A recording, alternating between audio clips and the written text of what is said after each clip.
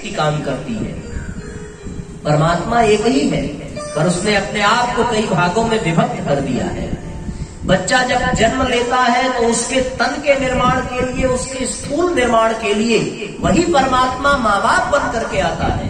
फिर स्थूल निर्माण के लिए वो स्थूल रूप में आता है और परमात्मा के स्थूल रूप को माँ बाप कहते हैं। लेकिन ये जीवन सिर्फ तन के निर्माण से सब सिद्ध नहीं होता, इसमें चिंतन का भी निर्माण आवश्यक है, चरित्र का भी निर्माण आवश्यक है, व्यक्तित्व का भी निर्माण आवश्यक है।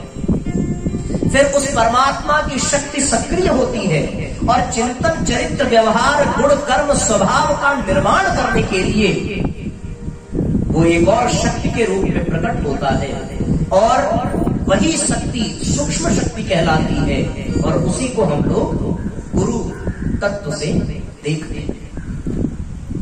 तो स्थूल निर्माण के लिए माँ बाप और सूक्ष्म निर्माण के लिए स्वयं गुरु की आवश्यकता होती है। फिर परमात्मा माँ बाप के रूप में आकर के हमारे तन का निर्माण करता है, उसकी देखभाल करता है और फिर वही परमात्मा गुरु के रूप में आकर के हमारे चिंतन, हमारे चरित्र, हमारे व्यवहार और हमारे व्यक्तित्व का निर्माण करता है। तो जीवन में माँ बाप की जितनी आवश्यकता है उतनी ही, बल्कि उससे कहीं अधिक आवश्यकता जीवन में गुरु की होती है। शरीर के भरण पोषण का काम माँ बाप कर देते हैं, पर मन और मस्तिष्क के भरण पोषण का कार्य केवल और केवल गुरु ही कर सकता है। एक सच्ची घटना है। एक आदमी अपनी दुकान में बैठा था और दुकान में बैठने के बाद अचानक उसकी दृष्टि दुकान के सामने सड़क पर पड़ी। जोर की बरसात हो रही थी और उस बरसात में भीगते हुए उसने दो व्यक्ति देखे। उसे लगा कोई परिचित है। उसने छाता लिया, सड़क पार करके उनके पास गया। नजदीक जाकर के देखा तो भीगने वाले जो दो व्यक्ति थे वो कोई और नहीं थे, बल्कि एक उस व्यक्ति का गुरु था और एक उस व्यक्ति के स्वयं भगवान थे जो साथ में भीग रहे थे। उसको बड़ा आश्चर्य हुआ। उसने प्रार्थना की कि बारिश हो रही है, हमारे दुकान में आश्रय ले, आसन ग्रहण करें। स्वयं भगवान और स्वयं उसके गुरु दोनों चल करके उसकी दुकान में आए। उसके मन में ये चिंतन चलने लगा कि पहले गुरु को प्रणाम करें या भगवान को प्रणाम करें। वो भगवान की तरफ झुका और जैसे ही भगवान को प्रणाम करने गया वैसे ही भगवान ने उसके हाथ पकड़ लिए। कहने लगे कि पहले हमें नहीं, प्रथम पूज्य तो गुरु है, पहले गुरु को प्रणाम करो। भगवान का आदेश मान करके वो गुरु को प्रणाम करने गया। गुरुदेव को प्रणाम करने के लिए झुका तो गुरु ने मना कर दिया। कहने लगे ये सत्य है कि प्रथम पूज्य गुरु है, पर गुरु की कृपा से भगवान मिलता है और जब भगवान मिल जाए तो भैया और क्या चाहिए, इसलिए पहले भगवान को प्रणाम करो। क्योंकि गुरु तो वो सीढ़ी है जो परमात्मा तक पहुंचा देती है और परमात्मा भी है तुम्हारे पास, तो पहले परमात्मा को, वो व्यक्ति फिर परमात्मा के पास गया, पहुंचा परमात्मा को प्रणाम करने। तुरंत भगवान ने रोका कि पहले परमात्मा को नहीं, पहले गुरु को, क्योंकि ये सत्य है कि परमात्मा को पाना है, पर परमात्मा की पहचान कौन कराता है? परमात्मा की पहचान गुरु कराता है। गुरु गोविंद तो खड़े काके लागू पाए, बलिहारी गुरु आपनो गोविंद दिया बताए। तुम्हारे गुरु ने हमारा परिचय कराया है, इसलिए पहले गुरु को प्रणाम करो। फिर से वो बेचारा गुरु के पास गया, फिर से प्रणाम करने झुका। गुरु ने मना किया। ये सत्य है कि भगवान की पहचान मैंने कराई है, पर तुम्हारे गुरु को भी उसी भगवान ने बनाया है, इसलिए भगवान श्रेष्ठ है, तुम भगवान को ही प्रणाम करो। फिर बेचारा भगवान के पास गया। जैसे ही भगवान को प्रणाम करने झुका वैसे ही भगवान ने कहा रुको, ये ठीक है कि तुम्हारे गुरु ने मेरी पहचान कराई, यह भी ठीक है कि तुम्हारे गुरु को हमने बनाया, पर तुम्हें मुझ तक पहुंचने के योग्य बनाने वाला यदि कोई है तो वो तुम्हारा गुरु है, इसलिए गुरु को प्रणाम करो। वो व्यक्ति परेशान हुआ, आंखों में आंसू लेकर के कहने लगा कि भगवान परीक्षा न लीजिए, मेरा मार्गदर्शन करिए। भगवान मुस्कुराए और कहने लगे कि मुझ तक पहुंचने के लिए पात्रता की आवश्यकता है। जो योग्य होगा, जो शुद्ध होगा, वही मुझ तक पहुंच पाएगा। पर गुरु की कृपा तो देखो, गुरु पात्रता नहीं देखता, गुरु तो माँ के समान होता है और बच्चे को कीचड़ में सने हुए रूप में भी उठाकर अपनी गोद में रखता है, स्वच्छ बनाता है, सुंदर बनाता है, ताकि परमात्मा के योग्य बन सके। इसलिए गुरु से श्रेष्ठ भगवान भी नहीं हो सकता। पहले गुरु को प्रणाम करो, तब भगवान का नंबर आता है। तो इसलिए साथियों, गुरु भगवान से श्रेष्ठ होता है। बल्कि आप यह कह सकते हैं कि गुरु ही भगवान होता है। तो परमात्मा की तीन शक्तियां, स्थूल रूप में वो परमात्मा तन का निर्माण करने के लिए माँ बाप के रूप में आता है, सूक्ष्म रूप में वह परमात्मा मन मस्तिष्क का निर्माण करने के लिए गुरु के रूप में आता है, और फिर कारण रूप में वह परमात्मा आत्मा का उत्थान करने के लिए भगवान के रूप में आता है। आज हमारे जीवन में माँ बाप आ गए तो हमारे तन का भरण पोषण हो गया, हुआ कि नहीं हुआ? हम बड़े हुए ना, हमने कपड़ा पहनना सीख लिया, हमने भोजन करना सीख लिया, हमने शिक्षा दीक्षा प्राप्त कर ली, ये माँ बाप की कृपा के कारण। पर साथियों, हमने जीवन के दूसरे पक्ष को भुला दिया, जीवन में गुरु को हमने स्थान नहीं दिया। इसलिए तन तो बड़ा हो गया पर मन बड़ा नहीं हुआ, मन अभी भी हमारा गिरा हुआ ही है। यदि मन भी मजबूत हो गया होता, यदि मन भी प्रसन्न हो गया होता, तो हमारे मन में न ईर्ष्या होती, न द्वेष होता, न काम होता, न क्रोध होता, न लोभ होता, न मोह होता, न बैर होता, कुछ भी तो नहीं होता। पर ये सब है, क्यों है? क्योंकि हमने माँ बाप की तरह जीवन में गुरु को नहीं अपनाया। जो लोग बिना माँ बाप के होते हैं उनको लावारिस कहा जाता है। इसी तरीके से जो लोग बिना गुरु के होते हैं उनको शास्त्रों में निगुरा शब्द कहकर के गाली दी जाती है। एक समय हुआ करता था जब बिना दीक्षा के व्यक्ति के हाथ का पानी तक नहीं पिया जाता था। और साथियों, इसीलिए कहता हूं, आज आपको तन के रोगी कम मिलेंगे पर मन के रोगी अधिक मिलेंगे, क्योंकि तन के लिए तो माँ बाप पा लिया पर मन के लिए गुरु का वर्ण नहीं किया। इसलिए आज मन के रोगी आपको हर घर में मिल जाएंगे, हर घर में ये मनोविकार मिल जाएंगे। और इसका इलाज किसी डॉक्टर के पास नहीं है।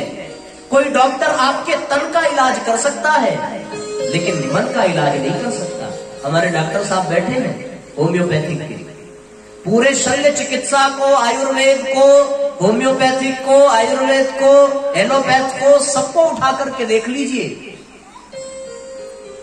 कहीं पर मन का इलाज नहीं है। मन के इलाज के लिए जो साइकोलॉजिस्ट होते हैं वो नींद की गोली भर देते हैं, पर मन के इलाज का यदि संपूर्ण इलाज मन का है तो वो केवल और केवल 3 जगह है। एक तो प्राणायाम, एक तो स्वाध्याय और एक तो ध्यान। और ये तीनों बिना गुरु के संभव नहीं है। इसीलिए साथियों, मनोरोगी बढ़ते जा रहे हैं। एक रिपोर्ट आई, उस रिपोर्ट के अनुसार हर 7 व्यक्ति में एक व्यक्ति मानसिक रोगी है, ये रिपोर्ट कहती है। और इसके तह तक जाइए तो वो ऐसा इसलिए है क्योंकि एक समय हुआ करता था जब हर व्यक्ति का गुरु हुआ करता था। इवन राम और कृष्ण को भी गुरु बनाना पड़ा, भगवान को भी गुरु का आश्रय लेना पड़ा। महाराज दशरथ जो चक्रवर्ती सम्राट है, जिनके पास अयोध्या जैसा साम्राज्य है, चतुरंगड़ी सेना है, सोने की किवाड़ है, जो रत्नों से सुशोभित दीवारों पर रहते हैं और जो सोने चांदी के बर्तनों में भोजन करते हैं, उनके जीवन में भी यदि आवश्यकता पड़ती है तो वो नंगे पांव अपने गुरु के पास जाते हैं और जाकर के प्रार्थना करते हैं। गुरु की इतनी महिमा है। पर हम सब लोग अपने जीवन में सबको स्थान देते हैं, गुरु को नहीं दिया। हमें ये लगता है कि हम विद्यालय में जो टीचर्स पढ़ा रहे हैं वही हमारे गुरु हैं। क्षमा करना, वो गुरु नहीं है, वो टीचर है, वो अध्यापक है। गुरु वो होता है जो आत्म कल्याण के मार्ग को प्रशस्त करे, जो हमारे मन के विकारों को नष्ट करे, जो हमारे लक्ष्य की पहचान करावे और जो हमें लक्ष्य तक पहुंचाने में हमारी उंगली पकड़कर सहायता करे। और साथियों, आज बड़े सौभाग्य का दिन है कि कार्तिक का महीना जो अत्यंत पुनीत और पावन है, भगवान के उठने का समय है। और इस महीने में आज ये अलभ्य अवसर है हम सबके सामने कि हम गुरु का वर्ण कर सकते हैं।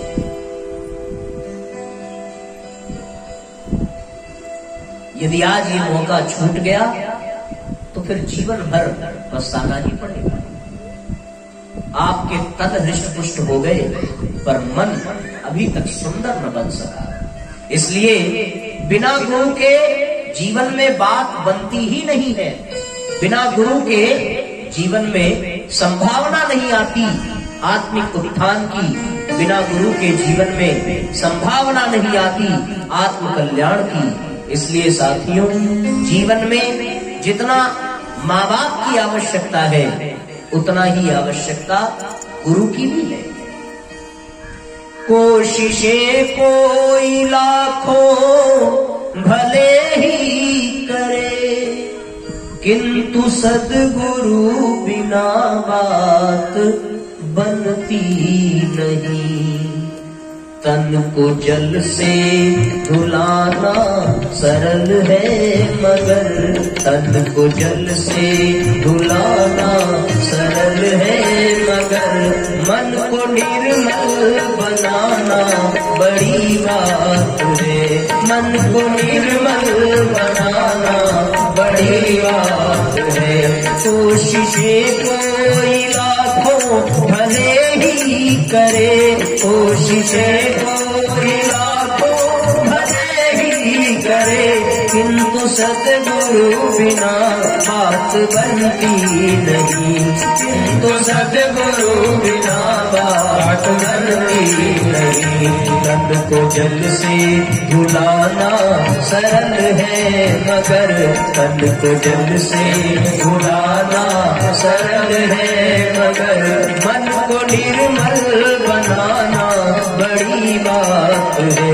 मन को निर्मल बनाना बड़ी बात है। एक साथ तालियां बजाते हुए इस गीत के भाव को समझने का प्रयास करें।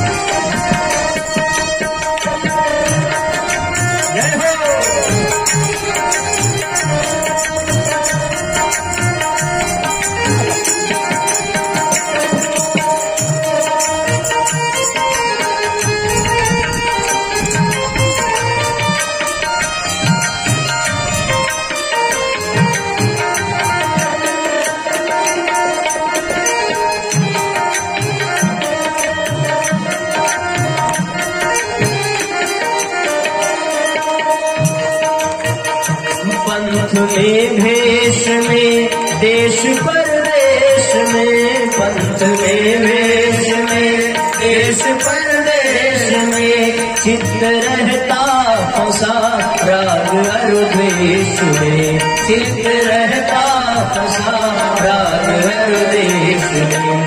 पंथ में भेष में देश परदेश में, पंथ में देश परदेश में, चित्त रहता फंसा राग अरुदेश में। चित्त रहता फंसा राग अरुदेश में। दिल किसी का जलाना कठिन ही है क्या, दिल किसी का जलाना कठिन ही है क्या। ज्ञान दीपक जलाना बड़ी बात है। ज्ञान दीपक जलाना बड़ी बात है। तन को दिल से भुलाना सरल है मगर तन को दिल से भुलाना सरल है मगर मन को निर्मल बनाना बड़ी बात है। मन को निर्मल बनाना बड़ी बात है। जय हो। दोनों हाथों पर उठा करके एक साथ जय घोष करेंगे। बोलिए परम पूज्य गुरुदेव की जय।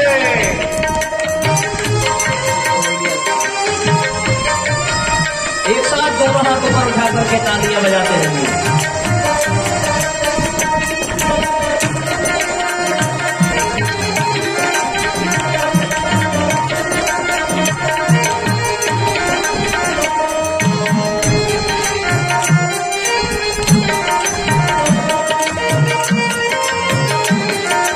एक साथ दोनों हाथों पर उठा करके तालियां बजाते रहेंगे। बन के विद्वान विद्या के अभिमान में, बन के विद्वान विद्या के अभिमान में, बन के विद्वान विद्या के अभिमान में, बन के विद्वान विद्या के अभिमान में, अपना मत को चलाना संभव नहीं, अपने मत को चलाना संभव नहीं।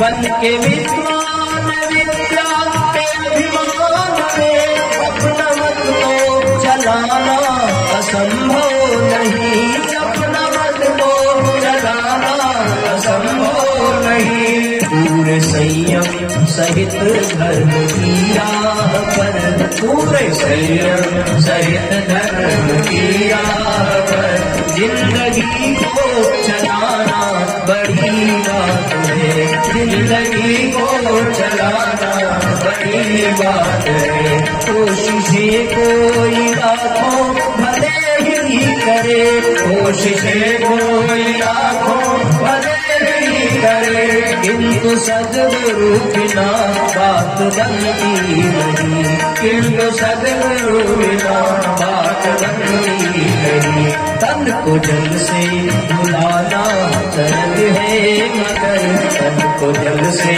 भुलाना सरल है मगर, मन को निर्मल बनाना बड़ी बात है, मन को निर्मल। दोनों हाथ पर उठा करके एक साथ तालियां बजाइए। बहुत बढ़िया, बहुत सुंदर, क्या बात है।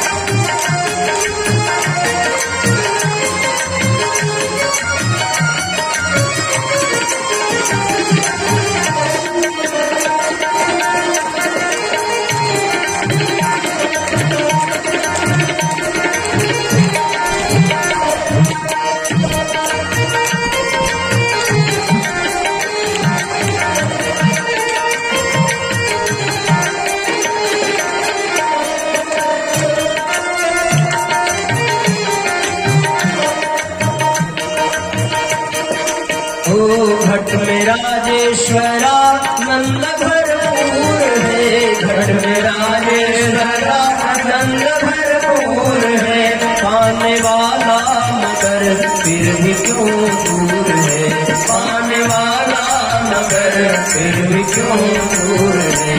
घट में राजेश्वरा नंद भरपूर है, घट में राजेश्वरा नंद भरपूर है, पाने वाला मगर फिर भी क्यों दूर है, पाने वाला मगर फिर भी क्यों दूर है। क्योंकि सुन गुरु वचन मोह की नीत को, क्योंकि सुन गुरु वचन मोह की नीत को, याद कर जाग जाना बड़ी बात है, याद कर जाग जाना बड़ी बात है, याद कर जाग जाना बड़ी बात है, याद कर जाग जाना बड़ी बात है।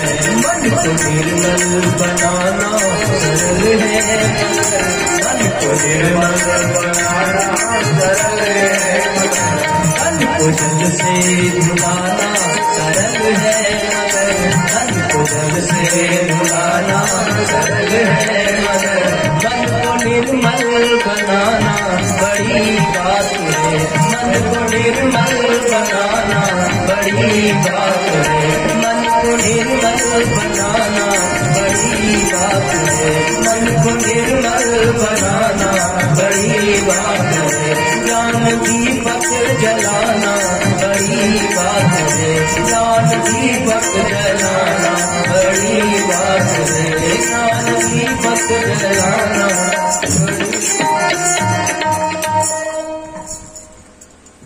कोशिशें कोई लाखों भले ही करे, किंतु सदगुरु बिना बात बनती नहीं। सब हो जाएगा पर बिना गुरु के काम चलने वाला है। आप सोचोगे साहब जो लोग नहीं बनाते उनके पास क्या समस्या है, वो नहीं बनाते तो हम क्यों बनाए? वो नहीं बना रहे हैं, उनका तब भी चल रहा है, और हम बना ही ले तो फिर हमें क्या लाभ मिल जाएगा? हर रोगी का इलाज अलग अलग होता है।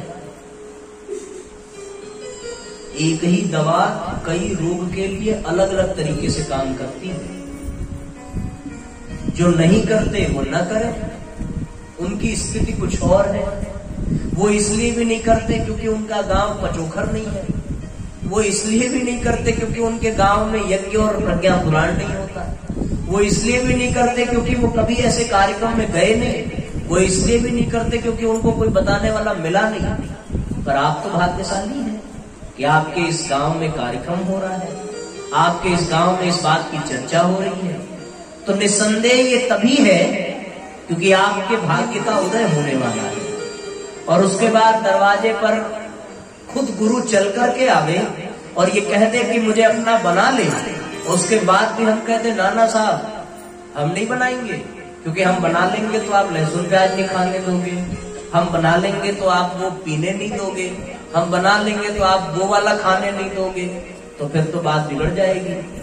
मैं तो कल ही कहा था आपको जो खाना हो खा लेना, जो पीना हो पी लेना, जैसे मन करे वैसे रहना, 2 काम कर सकना तो दीक्षा ले लेना। पहला क्या बताया था? 15 मिनट गायत्री जप सकना तो, और दूसरा बताया था 8 बजे स्वाध्याय से जुड़ सकना तो। आधे घंटे का स्वाध्याय और 15 मिनट गायत्री मंत्र का जप। 45 मिनट 24 घंटे में नहीं मिलेगा, नहीं मिलेगा। अच्छा ये बताओ, सबको तो 24 घंटा ही मिला है ना, कि किसी को ज्यादा मिला? किसी को 26 घंटा दिया भगवान ने? अगर दिया हो तो हम अभी बात करें। किसी को 23 भी नहीं दिया, 24 सबके लिए।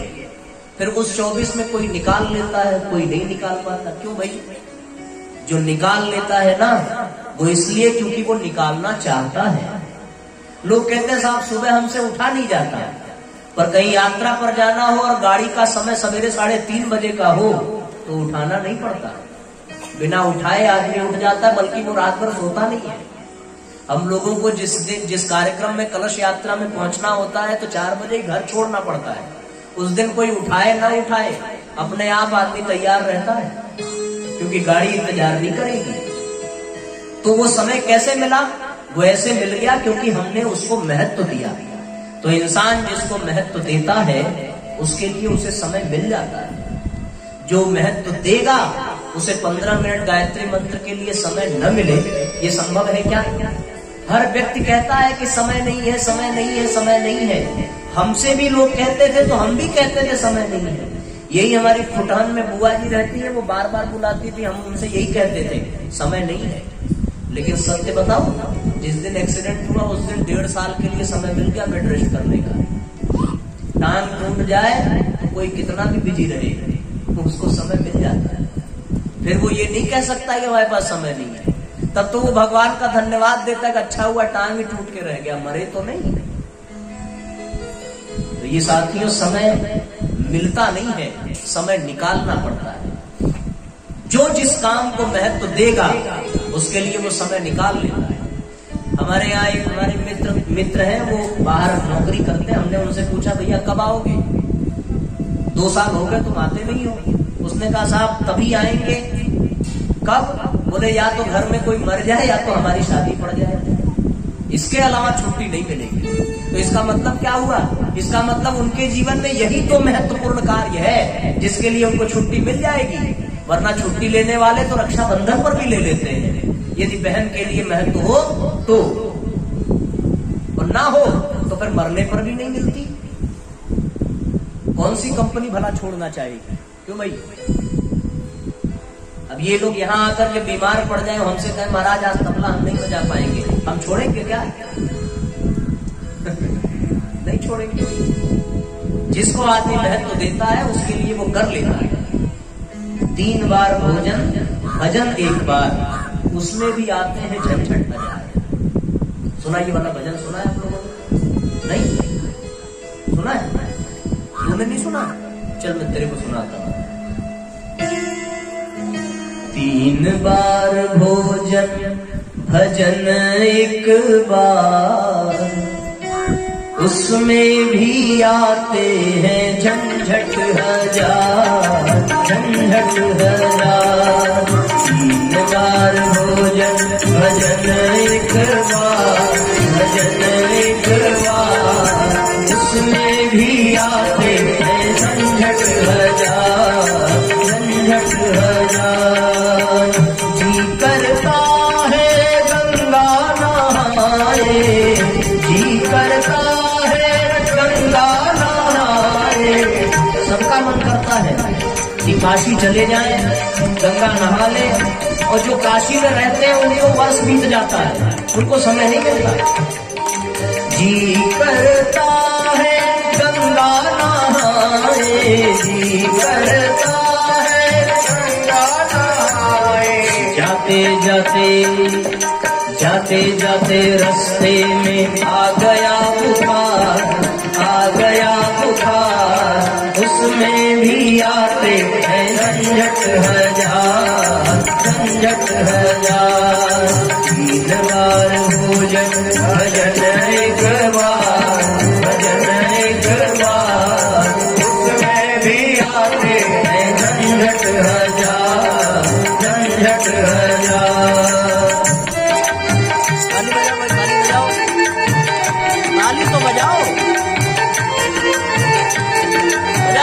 बजाओ, एक साथ तालियां सभी दोनों हाथ ऊपर उठा।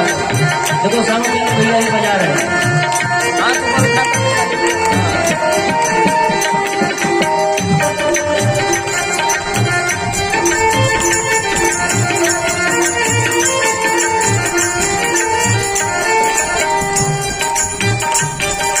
'जी करता है मंदिर हम जाए, जी करता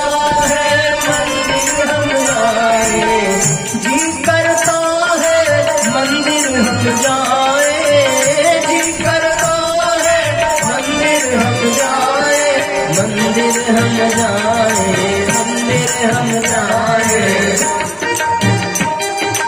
जाते जाते जाते जाते रास्ते में बंद हुआ किवाड़, बंद हुआ किवाड़, उसमें भी आते हैं झंझट हजार, झंझट हजार।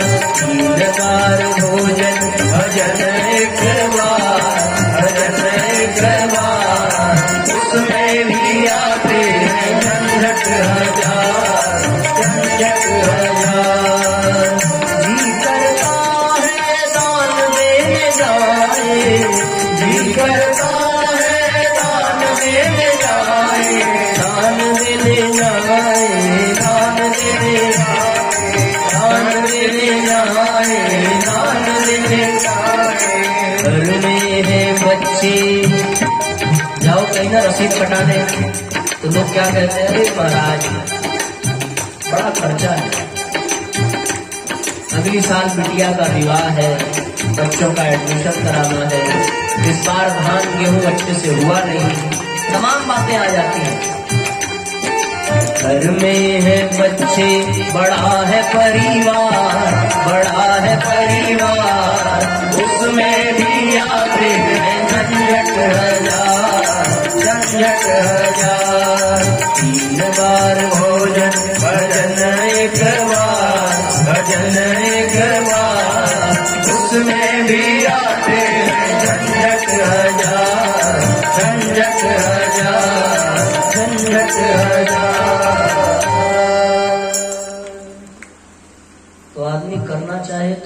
कर ही सकता है ना। अच्छा देखो, बेटी के विवाह की जब बात आती है तो वो महत्वपूर्ण है ना।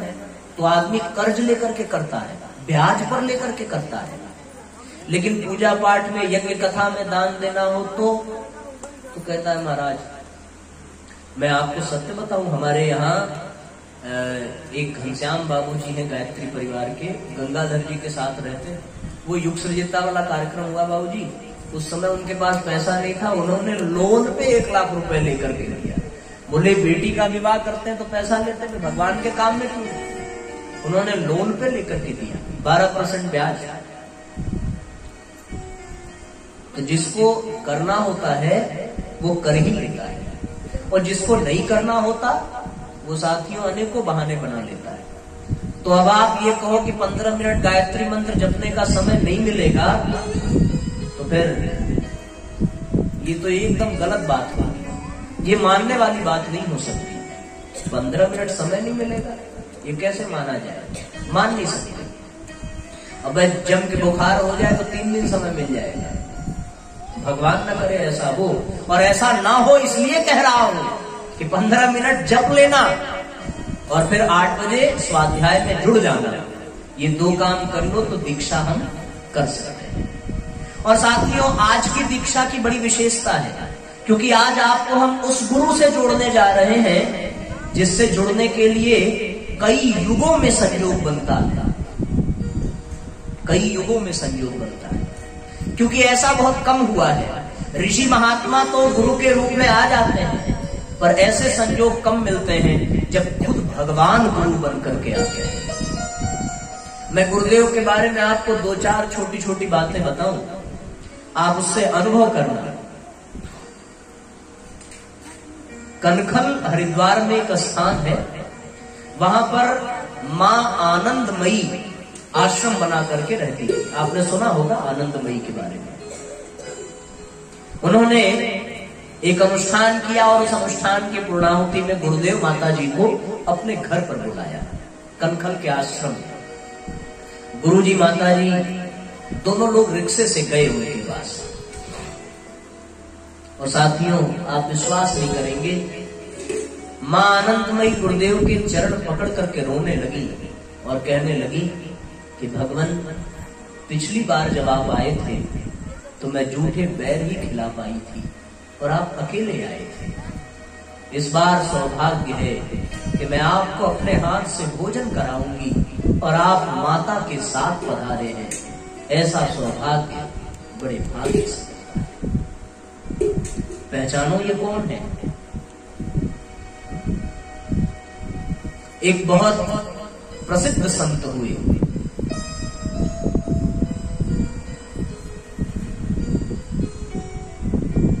का नाम तो याद नहीं आता है।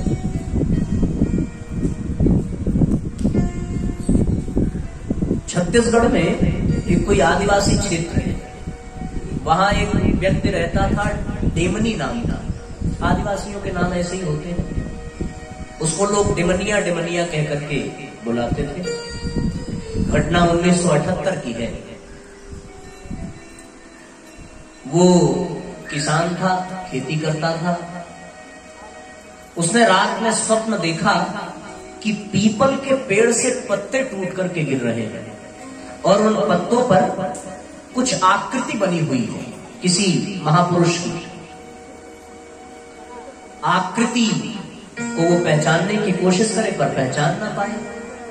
1 हफ्ते वो सो नहीं पाया और डॉक्टर साहब बात ये हुई कि वो अपना इलाज कराने गया कि मैं रोज एक ही सपना देख रहा हूं, मेरा इलाज करो। और वो डॉक्टर के पास जब गया उनके डिस्पेंसरी में, तो उनके टेबल पर एक चित्र लगा हुआ था और वो चित्र गुरुजी माता जी का था। जैसे ही उसने चित्र देखा उसके होश उड़ गए। कहने लगा, मैं प्रतिदिन स्वप्न में देख रहा हूं कि पीपल से पत्ता टूट के गिरता है और उस पत्ते पर एक तरफ इनका चित्र और एक तरफ माता जी का दिखाई पड़ता है। ये दोनों कौन है? उनने कहा डॉक्टर साहब ने कि ये हमारे गुरुजी हैं, हमारी माता जी हैं। क्या सपना देखा तुमने? बोले ये पीपल के पत्ते पर आते हैं और बार बार हमको अपने पास बुलाते हैं, मैं जानता ही नहीं कि ये कौन है, कहाँ रहते हैं। डॉक्टर साहब ने अपने खर्च पर डिमनिया के लिए कपड़े सिलवाए पीले, टिकट कराया, हरिद्वार भेजा, पत्र लिख करके दिया, हरिद्वार से बुलावा आया। क्या स्थिति रही होगी जरा कल्पना करके देखो।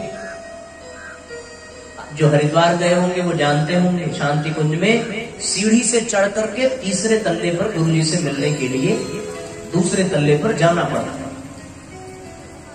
ये व्यक्ति वहां पहुंचा और आधी ही सीढ़ी चढ़ करके ऊपर जा रहा था, तब तक गुरुजी खुद उतर करके आए उसका हाथ पकड़कर ले जाने के लिए, और आधे घंटे तक दोनों वहीं खड़े रहे। किसी को कुछ समझ में नहीं आ रहा है, न कोई बातचीत कर रहा है। नीचे डिमनिया खड़ा है, ऊपर गुरुजी खड़े हैं, आधे घंटे तक। बाद में उसने अपने अनुभव में लिखा, और अखंड ज्योति की पत्रिका में ये बात छपी थी। अनुभव में लिखा था कि पहली बार हमने उनको देखा और उन्होंने हमको देखा। अहोभाग्य कि वो लेने के लिए नीचे उतरे और मैंने उनका दर्शन किया, और दर्शन करते ही याद आ गया कि पिछली बार जो हमारे मित्र बनकर आए थे, इस बार वो हमारे गुरु बनकर आए हैं। और गुरुजी ने उसको पूर्व जन्म का आभास करा दिया और ये कह दिया कि मैं उस समय 14 वर्ष के वनवास पर था, जिसके कारण तेरे घर भोजन नहीं कर सका।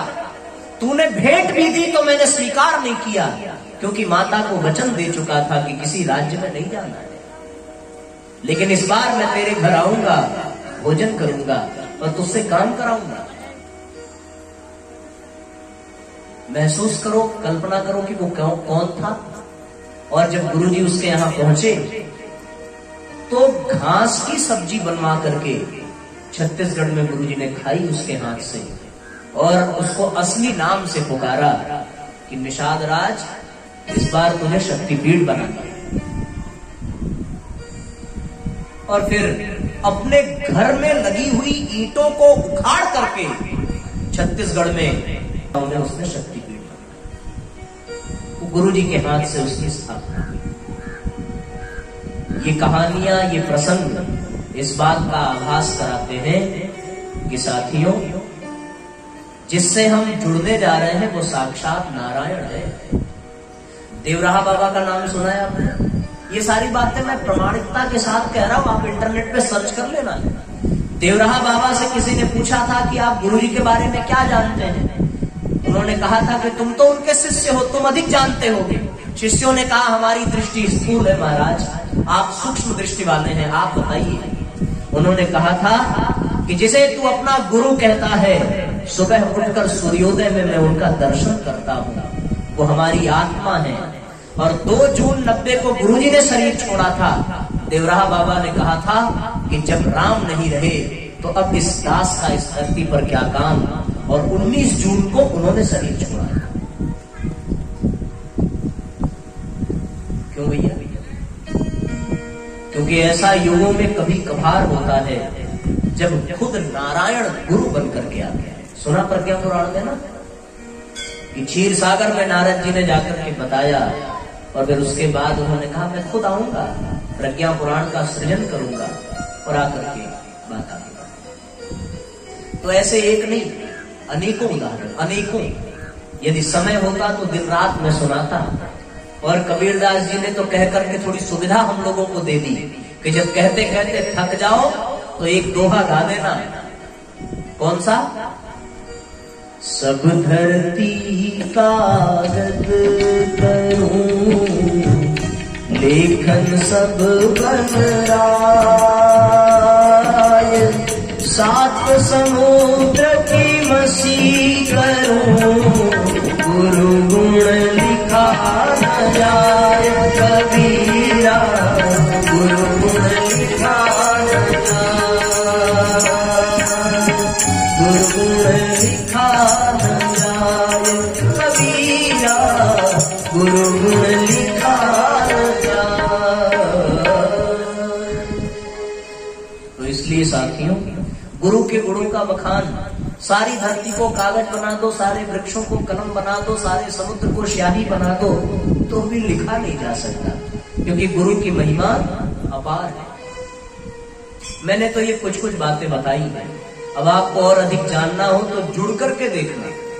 कभी कभी जानने के लिए कुछ मानना भी पड़ता है। जो लोग विद्यार्थी हैं वो उन्होंने देखा होगा, गणित का सवाल लगाओ तो पहले मानना पड़ता है ना। Let's x is equal to a, मान करके लगाना प्रारंभ करो तो फिर लास्ट में हेंस प्रूव्ड हो जाता है। और बिना माने लगाओ तो वो सवाल नहीं लगते।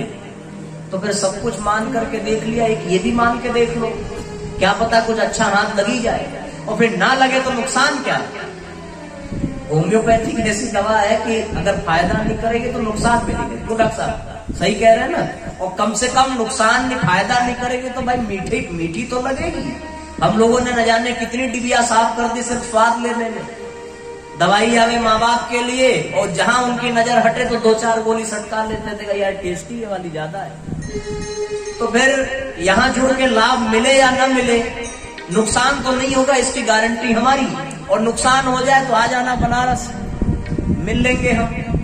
पर ये है कि थोड़ा मिठास तो जरूर लगेगी। अभी अच्छा लग रहा है ना, जब सुनने में इतना अच्छा लग रहा है तो महसूस करने में कितना अच्छा लगेगा, कल्पना करके देखो। तो फिर विचार करने की बात है कि हम लोग किसी ऐसे से जुड़ जाएं तो बात बन जाएगी। ओ मेरे गुरुदेव जैसी जगत में, मेरे गुरुदेव जैसी जगत में दूसरी कोई हस्ती नहीं है।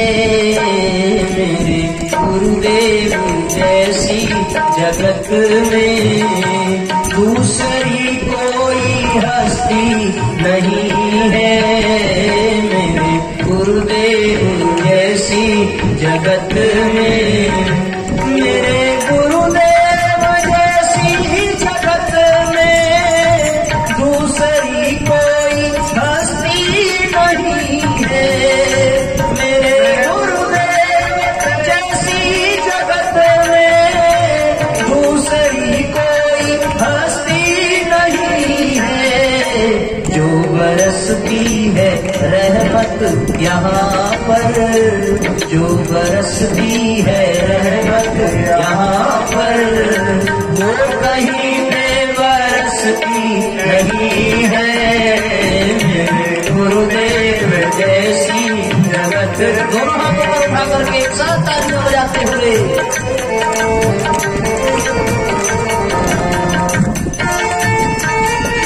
जय हो।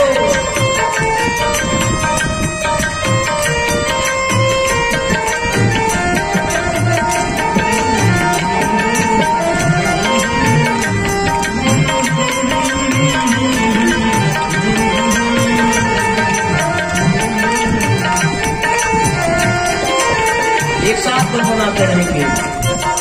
सब जगह हमको माया सताती, युक्ति बचने की समझ में न आती। सब जगह हमको माया सताती, युक्ति बचने की समझ में न आती। सब जगह हमको माया सताती, युक्ति बचने की समझ में न आती। सब जगह हमको माया सताती, युक्ति बचने की समझ में न आती। युक्ति बचने की समझ में न आती। इनकी बस्ती में जो आके बसते, इनकी बस्ती में जो आके बसते, वासनाओं में बसती नहीं है। वासनाओं में बसती नहीं है। मेरे गुरुदेव जैसी जगत में, मेरे गुरुदेव जैसी जगत में दूसरी कोई हस्ती नहीं है। मेरे गुरुदेव जैसी जगत में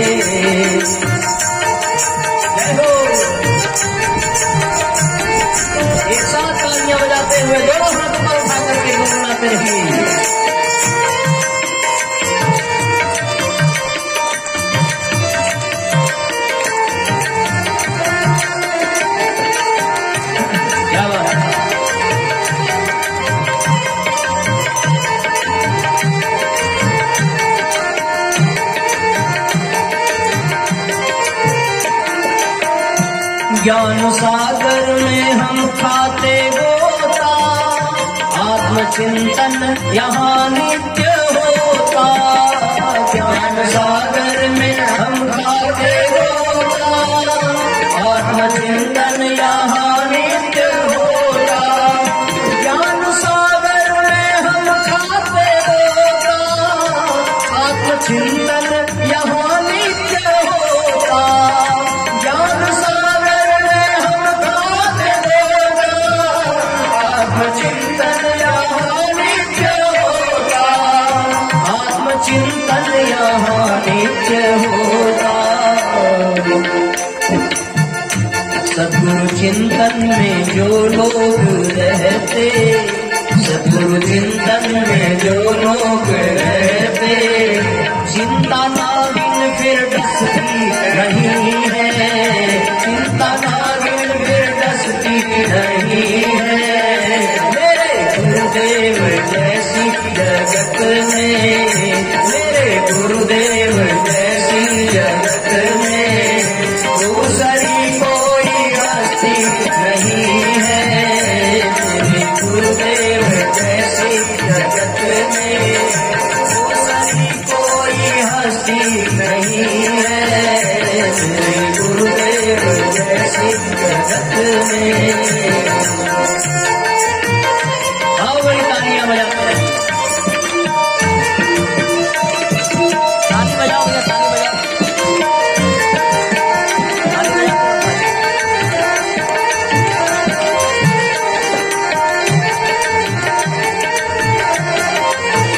एक साथ तालियां बजाते रहिए।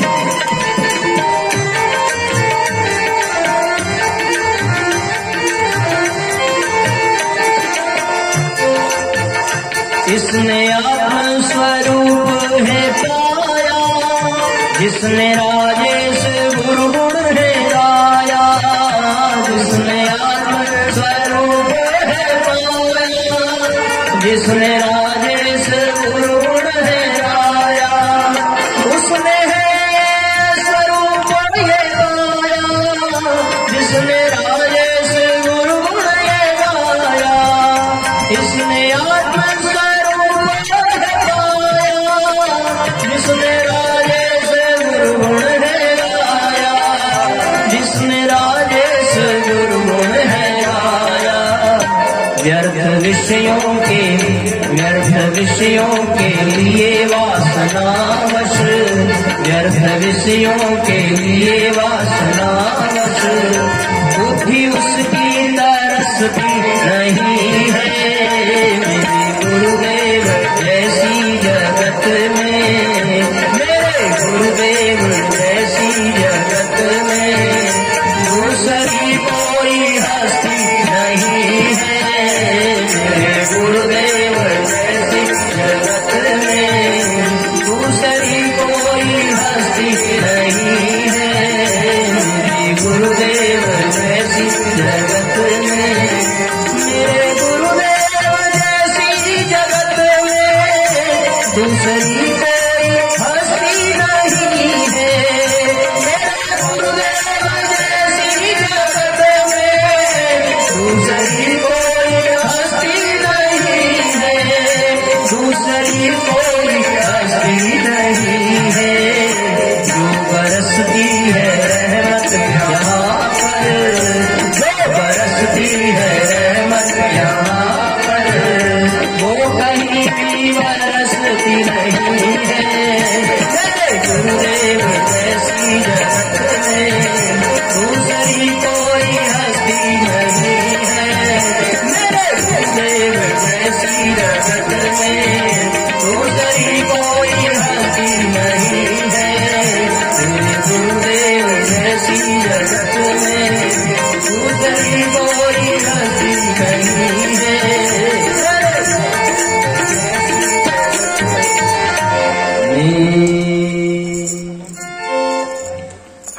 तो कहने का मतलब क्या हो गया भाई कि न भूतो न भविष्य, ऐसा गुरु मिलने वाला नहीं है।